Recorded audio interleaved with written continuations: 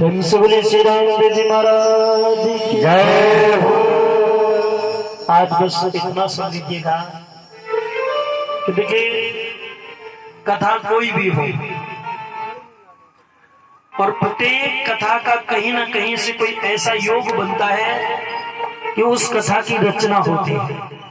आपके सामने हमारे पंडित जी बैठे हुए हैं, ये राम कथा और भागवत कथा के बहुत उच्च कोटि के वक्ता हैं।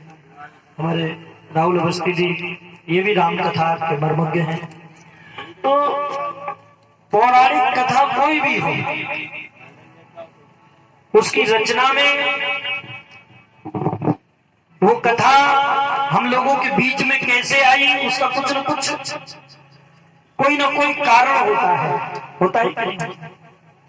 आपने भागवत कथा बहुत सुनी होगी, तो भागवत कथा क्यों हुई, उसका क्या कारण बना? एक तो कारण ये था कि भक्ति मैया जो थी, उनके दोनों बेटे ज्ञान और वैराग्य वो जीर्ण शीर्ण अवस्था में थे। तो नारद जी से जब प्रार्थना की तो नारद जी ने उन्हें चेतन अवस्था में लाने के लिए प्रयास किया और संकादिक ऋषियों से जब मिले तो उन्होंने भागवत का उपदेश नारद जी को दिया और कहा, हे देवर्षि नारद, भागवत से ही ज्ञान और वैराग्य का कल्याण हो सकता। एक तो ये कारण। दूसरा कारण, राजा परीक्षित जी को श्राप दे दिया था श्रृंगी ऋषि ने, हाँ, कि तुम्हारी 7वें दिन मृत्यु होगी। क्यों? क्योंकि महाराज परीक्षित के सर पे कलयुग का वास हो गया था। कथा बहुत लंबी हो जाएगी, आपने सुनी है तो इसलिए संक्षिप्त में समझ लीजिएगा। तो जब महाराज परीक्षित जी को पता चला कि हमारी मृत्यु 7 दिन में ही होगी निश्चित है, अगर मरने से पहले ये पता चल जाए तो प्रत्येक मनुष्य का धर्म यही बनता है कि हमें अपने मानव जीवन के कल्याण के लिए कुछ न कुछ तो करना चाहिए। तो राजा परीक्षित ने भी वही किया, गंगा जी के किनारे अनशन व्रत लेकर के बैठ गए। वहां पर ऋषि मुनियों की भीड़ एकत्रित हुई और उसी भीड़ में अवधूत वेशधारी पूज्यपाद गोस्वामी सुखदेव जी महाराज वहां पर उपस्थित हुए और उन्होंने भागवत की कथा राजा परीक्षित जी को सुनाई। समझ में आया? हाँ। तो कारण क्या बना? बोले राजा परीक्षित को श्राप लगा, जिसके कारण वहां पर सुखदेव स्वामी का आगमन हुआ और भागवत कथा का शुभारंभ हुआ। इसी तरह से राम कथा का भी महाराज विधान है। सबसे पहले राम कथा भगवान भोले बाबा ने मैया पार्वती जी को सुनाई और प्रत्येक कथा में महाराज पौराणिक कथा कोई भी हो, प्रत्येक कथा में एक प्रधान वक्ता होता है और एक प्रधान श्रोता होता है। क्यों? एक प्रधान वक्ता। तो राम कथा के प्रधान वक्ता कौन है? भगवान भूत भागवत। और प्रधान श्रोता बोले मैया पार्वती। और एक जगह और कथा हो रही, काग जी सुना रहे और गरुड़ जी महाराज सुन रहे। प्रयागराज में भी वही कथा हुई। तो महाराज प्रत्येक कथा का एक प्रधान श्रोता होता है, एक मुख्य श्रोता होता है और एक मुख्य वक्ता होता है। तो अगर आपसे पूछा जाए कि भाई आपने रामदेव जी की कथा सुनी और पहली बार सुनी और कोई अनजान आदमी इस कथा के बाद आपसे पूछ ले कि भैया ये बताओ कि बाबा रामदेव जी की कथा का शुभारंभ कब से हुआ? हाँ, ये सबसे पहले कथा कब हुई, किसने सुनाई, किसने सुनी? भाई आपसे पूछे कि भाई रामदेव जी की कथा पहली बार कब हुई और पहली बार किसने सुनी और किसने सुनाई, इसका प्रधान वक्ता कौन था और प्रधान श्रोता कौन था? तो क्या आप में से कोई ऐसा है जो बता सके? अच्छा ये बताओ, रुनीचा कितने लोग गए हैं इतने भक्तों में से? रामदेवरा कितने भक्त? अच्छा, बाकी नहीं गए? प्रयास करो कि एक बार रामदेवरा जरूर घूम करके आओ। अगर बाबा को मानते हो तो एक बार उसकी चौखट पर जरूर होकर के आओ। हाँ हाँ,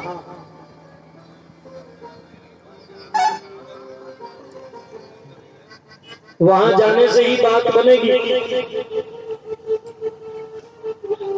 तो महाराज अगर ऐसी बात पूछी जाए तो आप बता सकते हैं कि बाबा रामदेव जी महाराज की कथा का प्रचलन, बाबा रामदेव जी महाराज की कथा की शुरुआत जोधपुर राजघराने से हुई। ध्यान रखना, कहां से? जोधपुर राजघराने से। इसके सबसे पहले जो प्रमुख श्रोता रहे हैं वो जोधपुर रियासत के महाराज विजय सिंह जी राठौर। और ये कथा सबसे पहले किसने सुनाई? तो आप कह सकते हैं बाबा के परम भक्त श्री हरजी भाटी जी ने प्रथम बार जोधपुर में मंसूरिया बाग में बाबा रामदेव जी की कथा राजा विजय सिंह राठौर को सुनाई। क्या समझ में आया? ये कथा रामदेव जी की पहली बार जोधपुर के मंसूरिया बाग में हुई और इस कथा को श्री हरजी भाटी जी ने सुनाया और महाराजा विजय सिंह राठौर ने इस कथा को सुना। हाँ। तो आप कह सकते हैं कि पहली बार कथा जो है वो जोधपुर में हुई थी। अब इस कथा का क्या योग बना, कैसे वो कथा हुई? क्योंकि रामदेव जी महाराज के तो जम्मा जागरण चलते हैं, कथा के बारे में तो किसी को ज्यादा पता ही नहीं।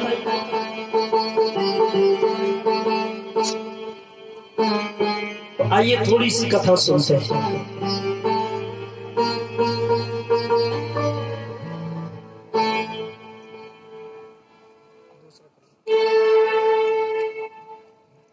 और महाराज कथा कहती है कि बाबा रामदेव जी महाराज के समाधि लेने के 300 साल बाद, कितने? भगवान श्री रामदेव जी महाराज इस धरा धाम पर केवल 33 वर्ष तक जीवित रहे। कितने वर्ष तक? 33 ईयर्स। हाँ। और 33 वर्षों में ही बाबा ने इतने काम कर दिए कि आज बाबा की मुरीद पूरी दुनिया है। सिर्फ 33 वर्ष का समय बाबा रामदेव जी ने इस धराधाम पर बिताया। बाबा रामदेव जी ने जब जीवित समाधि ले ली उसके 300 साल बाद संवत 1745 में बाबा के परम भक्त का जन्म होता है। उद्यम सिंह जी भाटी जो बाबा के परम भक्त हैं, उनके घर में एक बेटे का जन्म होता है जिसका नाम पड़ा हरजी भाटी। क्या नाम पड़ा? जोर से बोलो। हाँ थोड़ा सा। और महाराज ये हरजी भाटी बाबा रामदेव जी के परम भक्त हुए। और देखो महाराज, भगवान का परम भक्त होना भी कोई साधारण बात नहीं है। हाँ, भगवान के जो सबसे ज्यादा प्रिय होते हैं भगवान उन्हीं को सबसे ज्यादा कष्ट देते हैं। इस बात को आप नोट कर लें। अगर आपके जीवन में ज्यादा परेशानी है, ज्यादा कष्ट है, तो समझो आप भगवान के बिल्कुल नजदीक हो। ये पक्की बात बता रहा हूँ। और पुराणों में ऐसे आपको मैं सैकड़ों उदाहरण दे सकता हूँ। एक संत जी कहा करते थे कि भगवान के भक्तों की क्या पहचान है।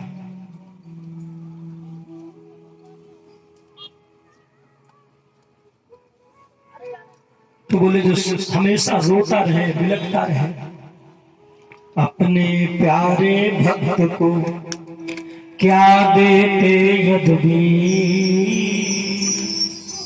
रोना धोना बिलखना आहों की समसीर।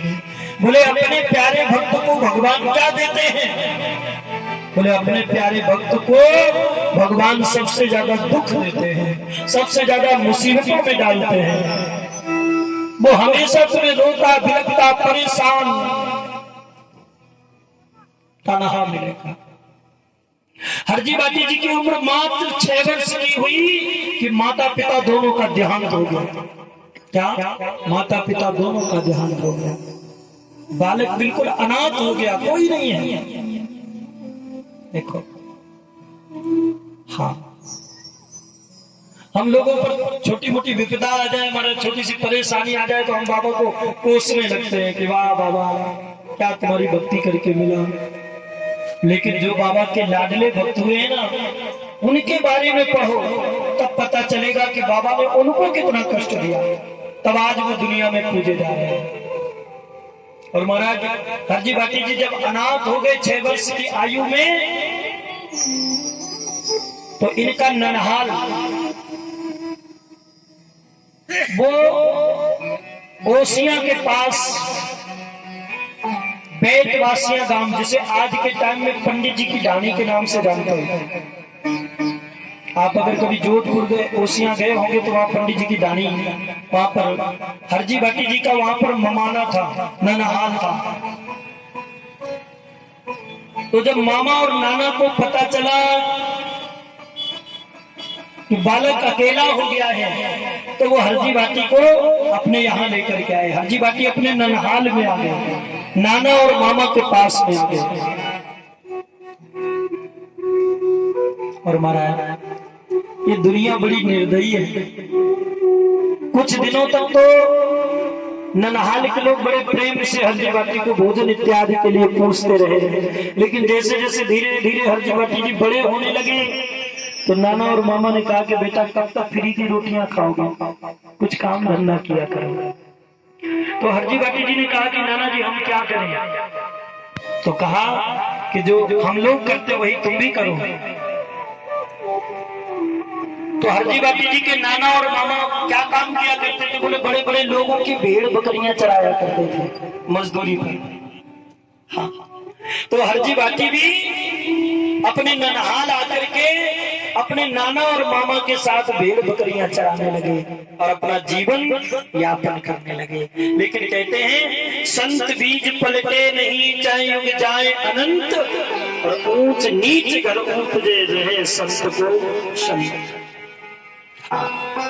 जो पूर्व जन्म में जिन्होंने भगवान की भक्ति की हुई होती है, महाराज परिस्थितियां कितनी भी प्रतिकूल हो जाए, लेकिन उनका भगवान से प्रेम खत्म नहीं होता है। हरजी बाटी जी भेड़ बकरियां चराते हैं और जंगल में ही जाल की लकड़ी का उसमें रस्सी बांध करके एक तंदूरा बनाते हैं। आज की भाषा में बोले पायलन, और उसे जब रगड़ते हैं तो उससे आवाज निकलती है, तो उसी के सहारे धीरे धीरे हरजी बाटी गुनगुनाते रहते। और आपने अक्सर देखा होगा कि जो चरवाहे लोग होते, चाहे वो गाय चराने वाले हो, भेड़ बकरियां चराने वाले हो, ये लोग हाँ ऑटोमेटिक इनकी गाने की आदत ही होती है। फिर आप लोगों ने भेड़ बकरियां चराई होंगी तो आपको पता होगा, तो जंगलों में लोग जो भेड़ बकरियां चराते हैं वो स्वाभाविक ऐसे गाने वाले होते हैं, उनके मन में आ जाए, मौज आ जाए तो ऊंचे ऊंचे स्वर में चिल्लाते हैं, और भले ही सुरीला हो ना हो।